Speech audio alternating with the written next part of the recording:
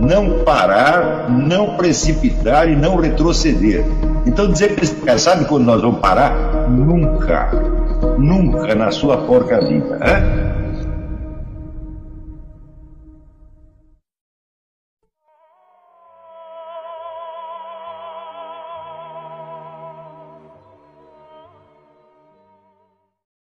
O pessoal começou por me perguntar o que caracterizaria propriamente a mentalidade do escritor, o que você precisa para ser um escritor. É isso?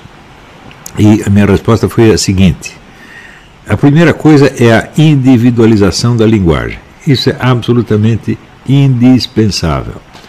Você verá, se você escreve um livro de engenharia, um livro de física, um livro de medicina, né, ou um livro de qualquer outra ciência, você tem que usar o vocabulário especializado daquela ciência ou daquela técnica. Então você está se dirigindo a um público, vamos dizer, com o qual você já tem uma comunidade de linguagem, da qual outros públicos não participam de maneira alguma, né? Se você vai dar um livro de engenharia elétrica para o médico ler, ele não vai entender coisa nenhuma e vice-versa, né? Então, a ideia de que a linguagem científica descreve a realidade é 100% errada. Nenhuma ciência pode tratar de realidade, nenhuma ciência pode tratar de objetos reais. Ela só trata de aspectos selecionados, aspectos que só existem no sentido abstrativo. Abstrair quer dizer separar, quer dizer separa uma coisa do outro. Quer dizer, você trata de determinados aspectos do objeto como se esses aspectos existissem separadamente dos outros. Por exemplo, se você vai tratar de uma vaca, uma coisa é você tratar da vaca como do ponto de vista zoológico, biológico, e outra coisa é tratar dela do ponto de vista econômico. Quer dizer, ou você está tratando a vaca do zoólogo ou a vaca do pecuarista. Existe uma linguagem comum dessas duas coisas? É impossível. Existe uma ciência que seja pecuária zoológica, que mistura, né, o vocabulário da pecuária com o vocabulário da zoologia? Isso é absolutamente impossível. Então, toda a ciência recorta determinados aspectos, cria para esse aspecto um vocabulário específico com o qual os profissionais dessa área possam se comunicar facilmente com pequena margem de erro nas interpretações. Quer dizer, o sujeito, um técnico que está lendo aquilo, entende o que o outro está dizendo, e a possibilidade de má interpretação é mínima. Ela não está eliminada completamente, mas é mínima, né? Então, isto é um ponto fundamental. Ciência nunca trata da realidade, só de aspectos abstrativos. Se você conseguir meter isso na sua cabeça, você não imagina quanta coisa você vai começar a entender depois disso. Por exemplo, todos os debates científicos que aparecem hoje, as pessoas usam a palavra ciência como um emblema de autoridade. Quem disse foi a ciência. Eu digo, só existe ciência de verdade quando ela não tem autoridade. Porque se ela não está lidando com objetos reais, mas apenas com objetos obtidos por abstração, o que quer que ela diga só vale para aquele grupo especializado. Fora que não vale absolutamente nada. Ou seja, pode ter autoridade dentro do grupo profissional, fora dentro não pode ter autoridade sobre ninguém. Isto aplica-se, vamos dizer, a todas as ciências técnicas. A medicina é um pouco uma exceção, porque ela não é uma ciência, ela é um conjunto de ciências e técnicas, um conjunto enormemente complexo, né? Então, ela se aproxima às vezes mais de uma linguagem literária do que outra coisa. E a língua literária é exatamente o oposto disso. Ela não busca, vamos dizer, aquele tipo de precisão onde não há possibilidade de confusão entre dois significados, que é exatamente o que busca a linguagem técnico-científica. Nenhum escritor busca isto. Mas todo escritor sabe que cada palavra que ele está escrevendo pode ser interpretada de 1000 jeitos diferente para cada leitor. E por isto mesmo é que ele está tratando da realidade concreta, porque na realidade tudo é assim.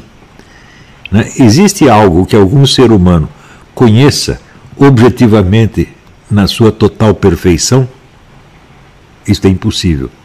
Tudo que nós conhecemos parcialmente, conhecemos abstrativamente, exceto, vamos dizer, a impressão geral que temos do mundo. Esta impressão geral é o assunto da literatura. Está entendendo? Então, nesse sentido, a literatura pode dizer coisas que nenhuma ciência alcança. E ela existe justamente para isto, para nos dar uma penetração na experiência da realidade em toda a sua riqueza e complexidade. Ou seja, para restaurar em nós o senso da realidade concreta, que o estudo científico destrói.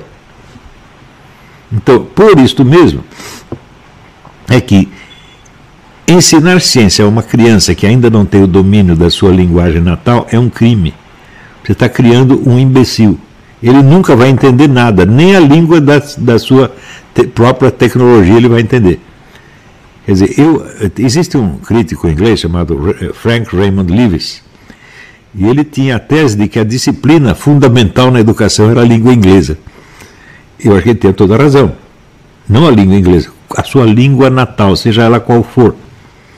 Ou seja, antes de você aprender qualquer coisa, aprender geografia, história, matemática, você tem que aprender a sua língua natal e tem que dominá-la perfeitamente. As outras coisas você pode dominar tudo imperfeitamente, não tem problema. Mas, se você não é o dominador da sua língua natal, você não entende nada. Não é isso? Porque qualquer língua especializada, qualquer língua de qualquer ciência ou técnica, ela é um recorte feito na língua geral. Portanto, se você não entende a língua geral, você não vai entender também a língua especializada. Ora, isto no Brasil está num estado de catástrofe. Esse é um país onde ninguém entende nada, ninguém entende o que está falando e não entende o que está ouvindo. Isso aí é um negócio assim, catastrófico. Você ouve os nossos juristas falar, os nossos senadores falar, os nossos ministros falar, eu fico aterrorizado, falo, claro que eles não estão entendendo o que eles estão dizendo. Não é isso? Então, claro que vive num mundo de alucinação, um mundo que só existe, vamos dizer, na experiência pessoal dele, dentro do limite, da fronteira, do que ele pôde experimentar pessoalmente. Além disso, eu não entendo nada. Eu vou dar um exemplo aqui. Outro dia teve uma entrevista do Rui Costa Pimenta, né, na televisão. E uma das primeiras coisas que ele disse o seguinte: eu comecei a ter uma posição de esquerda quando eu morava no exterior. Quando saí do Brasil, isso aqui era uma ditadura fechada, o governo Médici. Você não tinha acesso a nada, você não conseguiria ler um livro, né? Muita coisa foi censurada. Tem pesquisas que mostram que o período do governo militar foi o período de maior expansão da indústria editorial comunista no Brasil. É um negócio imenso. Agora mesmo, aqui, alguém lembrando que no site marxists.org, o número de textos em português supera os de qualquer outra língua. Está assim hoje, mas também naquela época já era assim. Eu já contei essa história. O Enio Silveira, que era o dono da maior editora comunista do Brasil, a editora Civilização Brasileira, me contou, umas semanas de morrer, ele disse: olha, a minha editora, durante esses anos todos, ela só sobreviveu graças à ajuda que recebeu do governo militar. Vocês parem para pensar, me digam um livrinho anticomunista que tenha sido publicado pelo governo militar ao longo dos 20 e tantos anos que ele durou. Resposta: nenhum único. Eles combateram a guerrilha, é verdade, mas combateram o comunismo? Não. E o maior líder anticomunista que tinha no Brasil, o Carlos Lacerda, eles destruíram a carreira dele. Então você vê que o combate anticomunista dos nossos militares, né, foi muito deficiente, se é que ele chegou a existir. Uma coisa é você combater a guerrilha, você está combatendo um concorrente militar. Você não quer concorrência nesse aspecto, mas combater o comunismo é outra coisa completamente diferente. Então, a expansão da literatura comunista, da bibliografia comunista daqueles anos foi um negócio absolutamente espetacular. Eu sei porque eu estava na esquerda e vivia lendo esses livros todo dia. Né? Você tinha a editora que era do partido, a editora Vitória, funcionava, normalmente eu ia lá, comprava, né? Saía dali, ia para a livraria Zahar, que só tinha livro comunista. Mas, era para tudo quanto é lá. Você, para compensar, você não tinha mais, vamos dizer, uma editora católica, né, de grande potência. Tinha sido a editora Agir, era a editora católica. Ela já estava em decadência naquela época e depois decaiu mais ainda. Chegou um tempo em que você entrava em qualquer livraria, você só tinha livros de economia, administração, autoajuda e comunismo. Só isso. O resto você não tinha. Não é isso? Então, em que mundo este cara vivia? Ele estava na Inglaterra falando de um Brasil imaginário. Também ele diz, o problema é que as nossas classes intelectuais não têm contato com o povão, elas são todas classe média alta, e ele. Como é que ele estava na Inglaterra? Com o dinheiro de quem? Com o dinheiro do governo não era, certamente, né? Então, isto aqui é um exemplo característico de paralaxe cognitiva. Ele não está mentindo. O que ele pensa não bate com a experiência real dele. Mas ele nunca examinou a experiência real, só examinou a experiência imaginária. Ou seja, só examinou o que ele sente. Então, o que ele sente é para ele a realidade. E ele fala desse mundo sentido. Assim por dentro. Por exemplo, quando ele fala dos novos capitalistas, né, ele acha que eles representam o puro capitalismo, anticomunista, etc, etc. Olha, essas grandes empresas, hoje grandes bancos, e o pessoal da internet, eles só ajudam a esquerda, meu Deus do céu. Isto é um fato imensamente comprovável, mas o Rui Costa Pimenta, que é o chefe de um partido comunista, não sabe disso. Ele não sabe que o dinheiro do partido dele e dos outros partidos comunistas vem daqueles que ele está chamando de capitalistas. Que são capitalistas, é claro, economicamente são capitalistas. Mas me mostra um desses, por exemplo, ajudando uma campanha, né, religiosa, católica ou protestante. Você acha que o Jorge Soros algum dia deu dinheiro para alguma religião? Deu dinheiro para alguma organização conservadora, moralista, etc? Ele nunca. Mas, vamos dizer, para todas as campanhas esquerdistas, feministas, etc., o dinheiro não para de... O dinheiro corre assim... cascatas, né? Cachoeiras. Então, isso quer dizer que você analisar a situação sociopolítica de um país a partir, vamos dizer, do esquema de classes criado por Karl Marx, você vai parar no mundo da lua. A luta de classes não é exatamente assim como dizia o Karl Marx, ela é muito mais complicada. Então, por exemplo, é óbvio que os grandes capitalistas, os megacapitalistas, têm um enorme interesse em toda a política de esquerda. Por quê? A política de esquerda os ajuda a apagar todos os sistemas de valores que concorrem com os valores econômicos. Quer dizer, o ideal do capitalistas, especialmente metacapitalistas e megacapitalistas, é eliminar do mundo todos os critérios de valor que não sejam econômicos. Critérios morais, religiosos, filosóficos, etc. Apaga tudo. De maneira que só sobra uma população que trabalha para fazer dinheiro e ponto, não sabe, não entende mais nada. Então você enquadra todos dentro da economia, fala, e quem está ajudando a fazer isso? É a direita? Não, a direita vem com moralismo, vem com catolicismo, protestantismo, né? Vem com essas coisas, esses sistemas morais ditos antiquados, etc. E às vezes com valores culturais milenares, não é isso? Que dentro do novo quadro socioeconômico são absolutamente intoleráveis. Então tem que ajudar a esquerda.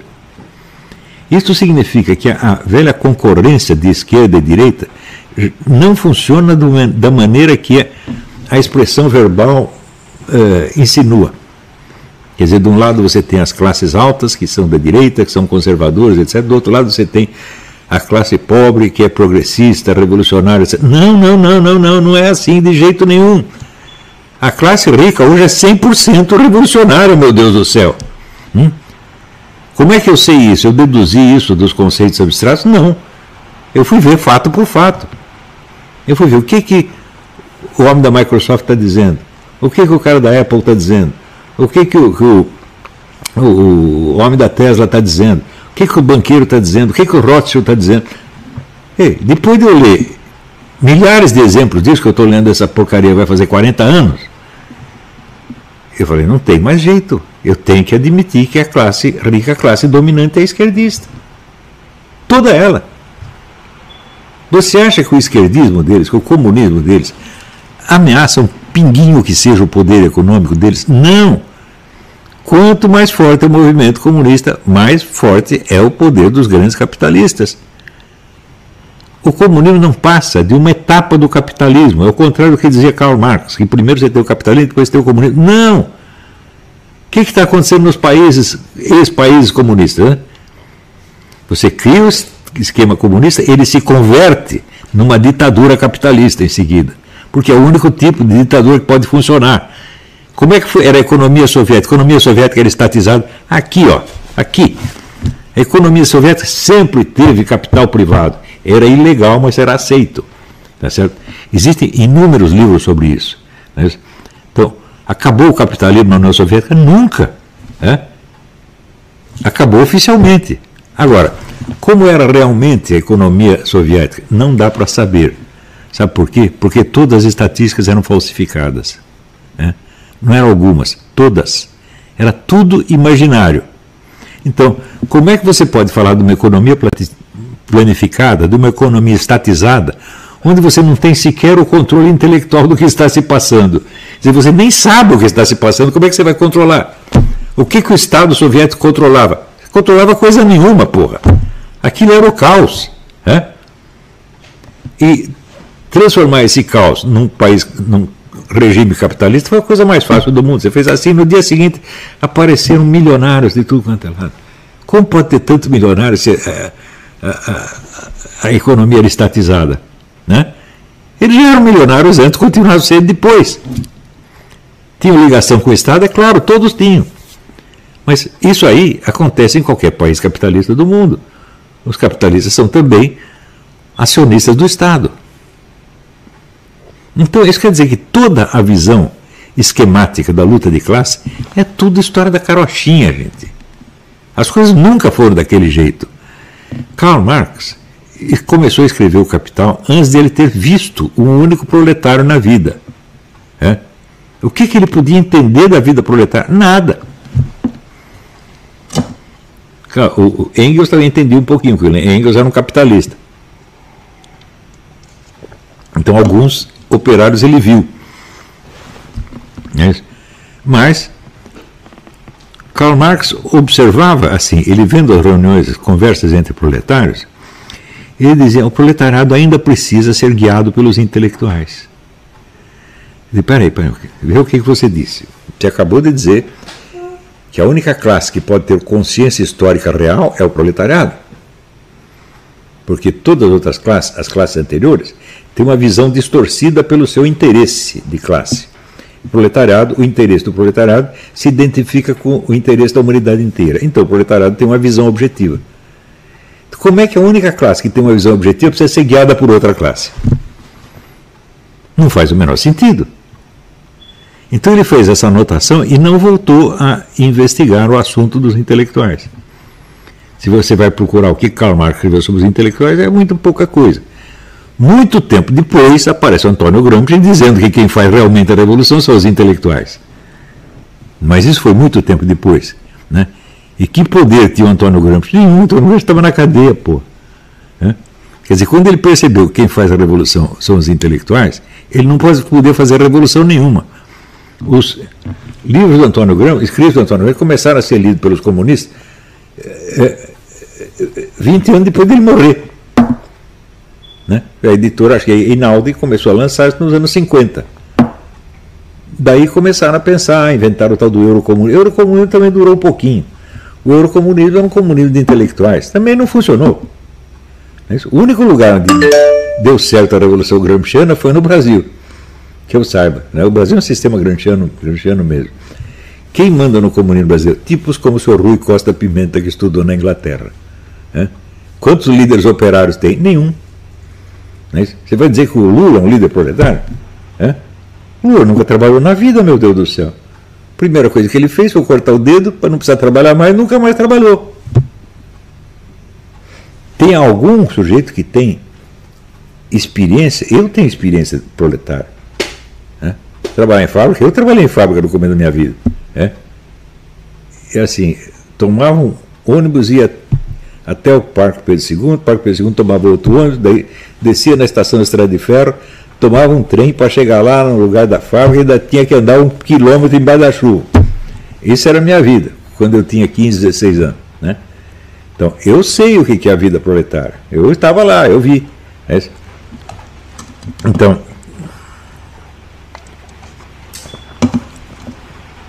eu convivia com aquele pessoal todo dia. Né? Quem era o comunista ali?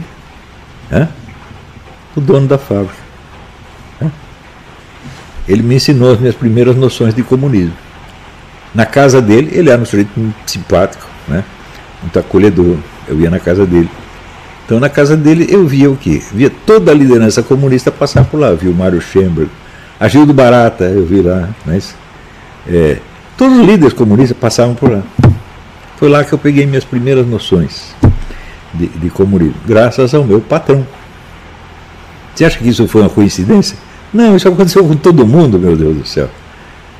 Quer dizer, sempre foi a classe capitalista que meteu essas ideias na cabeça das pessoas e na cabeça do seu Pimenta também. Quer dizer, ele não pensou. A primeira obrigação, se você é um sociólogo, a sua primeira obrigação é saber qual é a sua posição na sociedade. Se você não sabe onde você está sociologicamente, como é que você vai saber onde estão os outros? Não é isso? Um desenhista pode desenhar, né, um objeto assim, olhando, sem levar em conta a sua posição em relação ao objeto? Você não vai medir, pegar o lápis, medir a distância, essa coisa toda? Se você não faz isso, não dá para desenhar, porra. Né?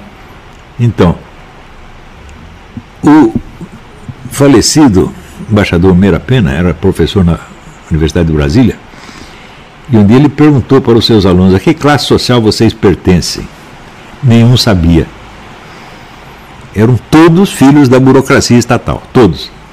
Mas eles não sabiam isso. Tinha cara que até achava que era proletário.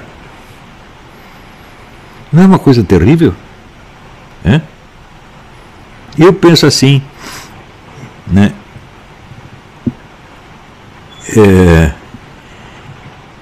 Eu lembro que quando eu estava no ginásio, eu tinha 2 amiguinhos judeus. Um judeu era um judeu rico, filho de comunista. O outro é um judeu pobre, filho do alfaiate, conservador, moralista conservador. Era isso, isso é a realidade. Falei que naquele microcosmo judaico estava a situação inteira do mundo. Né? E isso é assim até hoje. Agora, vocês entendem aonde leva esse negócio de você acreditar que a linguagem científica descreve a realidade? Leva a isso. Leva você pular fora da realidade, assim, por muitos quilômetros. E vamos dizer, a linguagem, a realidade concreta é indizível cientificamente. Só é possível dizê-la na língua geral e com uma imprecisão monstruosa. A imprecisão não tem importância, porque as pessoas saltam por cima da sua imprecisão e entendem o que você está falando. Por quê? Porque a mente delas também é imprecisa. Então você acerta, você afina 2 imprecisões e uma pessoa sabe do que a outra está falando. Este é o milagre da linguagem humana. Né? Agora, a linguagem científica, né, e técnica, ela pula fora disso, fazendo o quê? Recortando os objetos de acordo com o quê? Com a estrutura objetiva deles? Não, de acordo com a área de interesses de um grupo profissional e com os métodos disponíveis para esse grupo profissional. Ou seja, realiza-se aí a norma do Kant. O método determina o objeto, não é o objeto que determina o método. Vocês entenderam a gravidade disto? Se você pensar, quase todos os problemas do mundo moderno, vêm daí. Métodos que criam objetos. Você já parou para pensar? Quando você vai fazer um tratamento médico, já parou para pensar o que estão fazendo com você na base do método que cria o objeto? O médico vai examinar você como você é na realidade? Não, ele vai examinar pelo ângulo que o método dele permite. E o resto? Aí você vai no outro médico, você vai no outro especialista. Então, vamos dizer, a ideia, vamos dizer, antiga do clínico geral acabou. Ninguém mais é clínico geral. É todo mundo clínico especializado. E não tem como sair disso.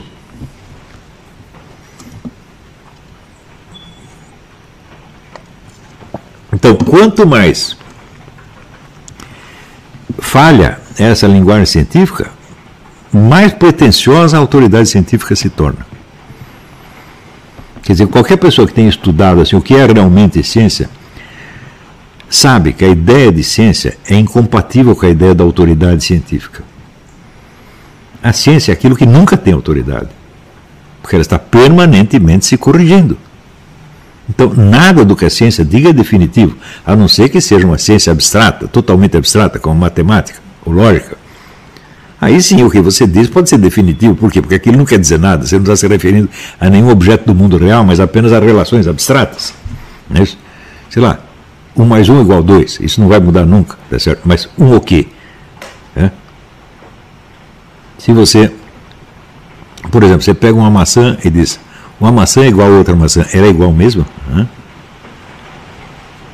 Ela só é igual do ponto de vista aritmético.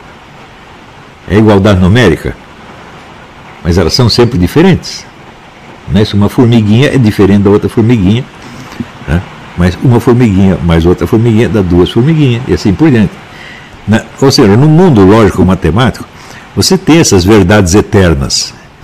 Em parte, existem verdades eternas de ordem metafísica. O que é metafísica?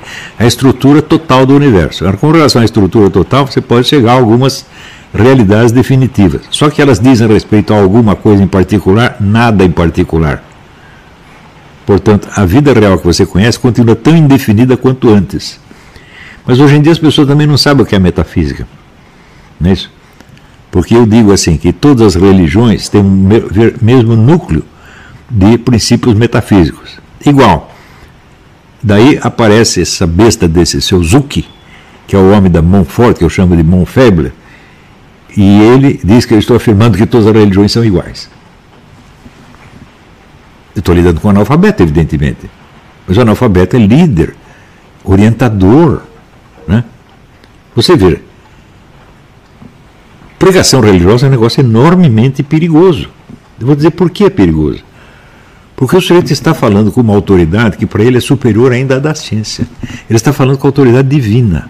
Hein?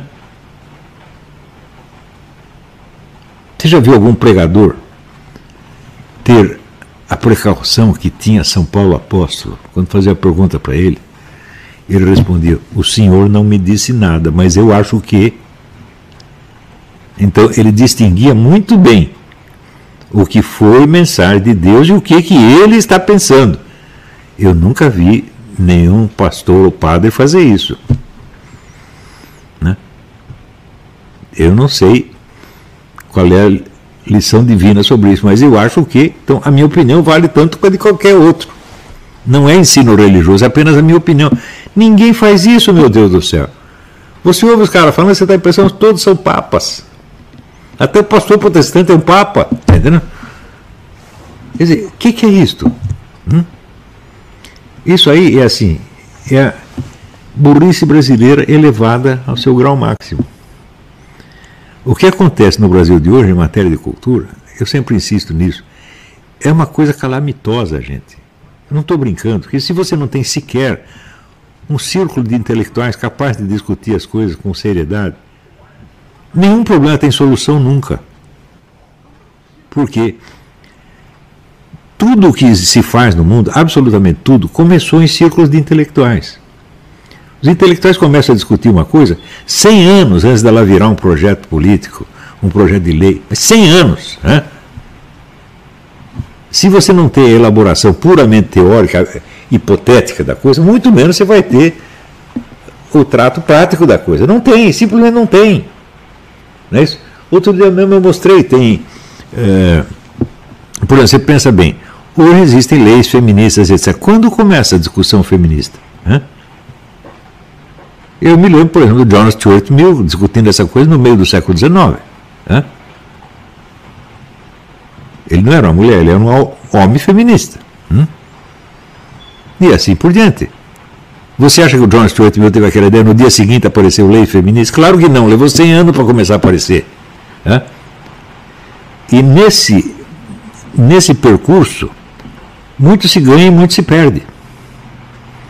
Quer dizer, quando as coisas começam a virar projetos práticos, as pessoas já se esqueceram de onde saiu aquilo. Então não são capazes de pegar Quer dizer, quais são as distinções formais, intelectuais que estão na base do negócio. Então, realmente não sabem o que estão discutindo. Estão pegando meras palavras, né, jogos de palavras e repetindo. E repetindo, às vezes, para quê? Para parecer bonito. Então, a segunda condição para você ser um escritor é o seguinte: você precisa ver se você ainda é um problema para você mesmo, né, ou se você não é mais. O meu falecido amigo, Dr. Ronald Alfredo César Miller, que era um gênio da psicologia clínica, ele dizia o seguinte: você está curado quando você esqueceu de você mesmo. Então você está livre para pensar em alguma coisa. Mas se você ainda tem algum problema, você precisa provar algo para você mesmo, não escreva nada. Olha, uma coisa que eu tenho muito orgulho na minha vida: eu até os 40 e tantos anos não publiquei nada. Fiquei quietinho no meu canto. Ou seja, eu poupei a humanidade dos meus execráveis escritos juvenis. Isso é um grande benefício. As pessoas deveriam me agradecer. Porque quando eu comecei a publicar coisa, né, eu já tinha conquistado essa objetividade. Eu lembro, eu já contei para vocês, um dia eu estava fazendo a barba, olhando no espelho, e eu falei, opa, eu já sei tudo sobre mim mesmo, eu não sou mais o problema. Né? Então, agora posso pensar em alguma coisa. Né? Então, se você ainda tem dúvidas sobre você mesmo, se você ainda quer encontrar uma orientação na vida para você mesmo, você pode escrever, mas não publique nada.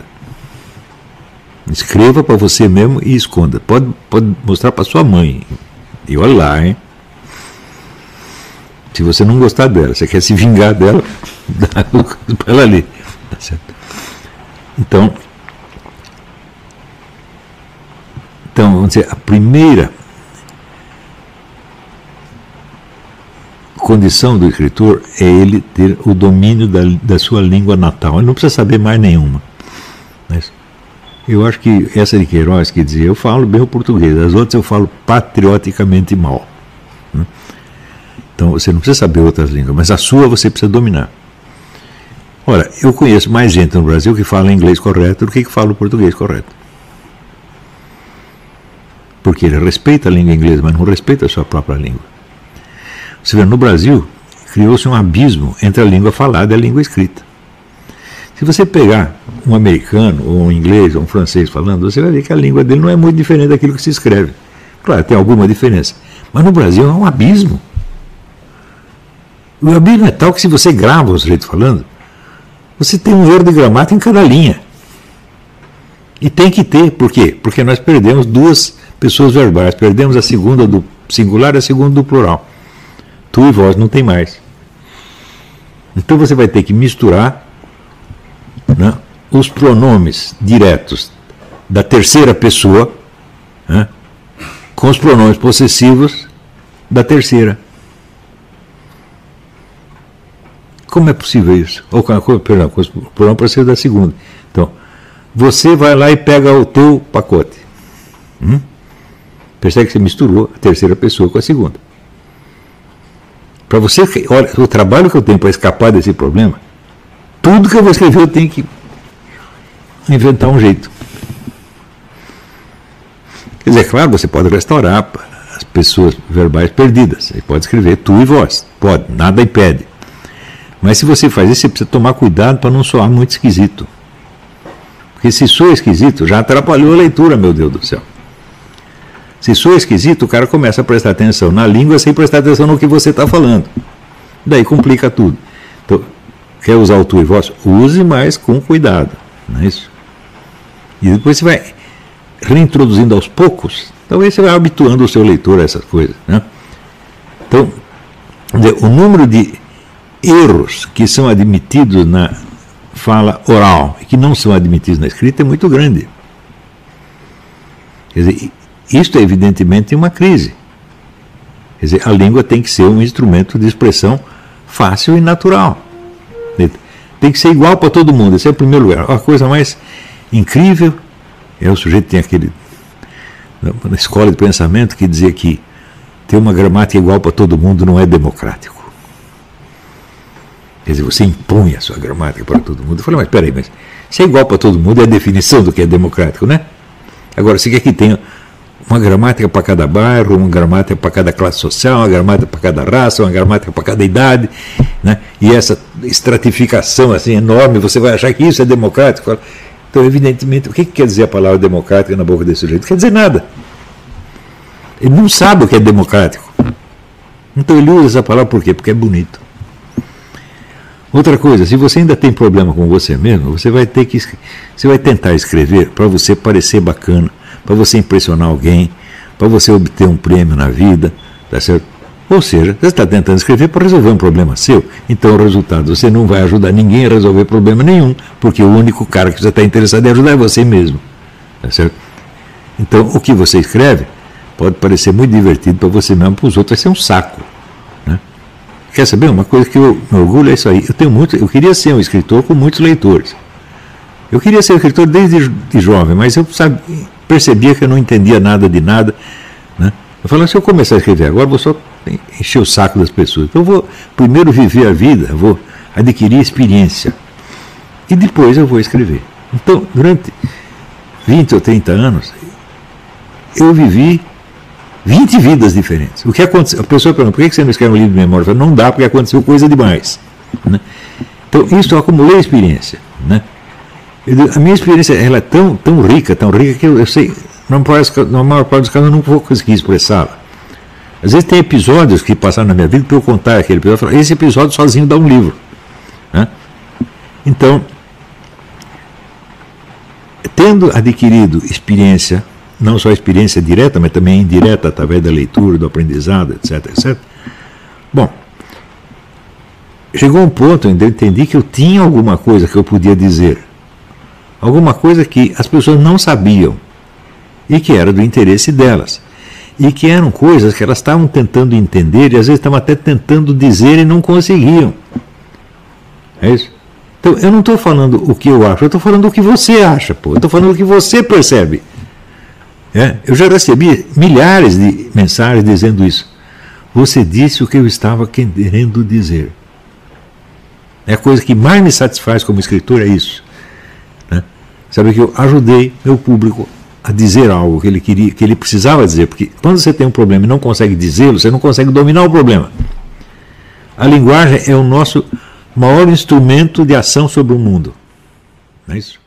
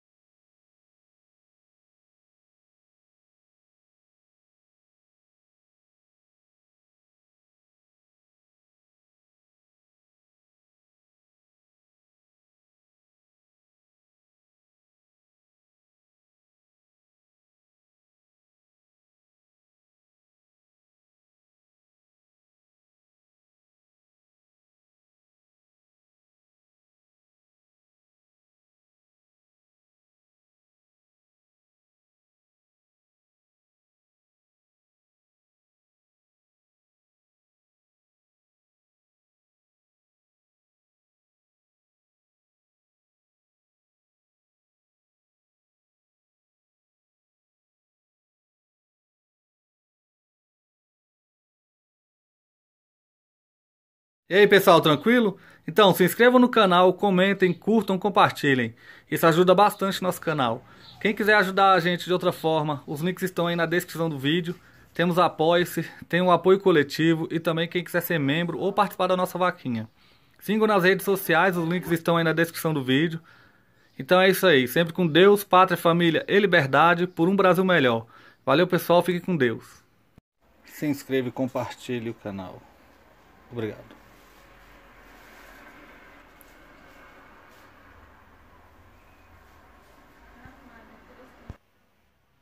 Olavo tinha e sempre continuará tendo razão. Apoie o canal e ajude a gente a continuar aqui no YouTube e nas outras plataformas.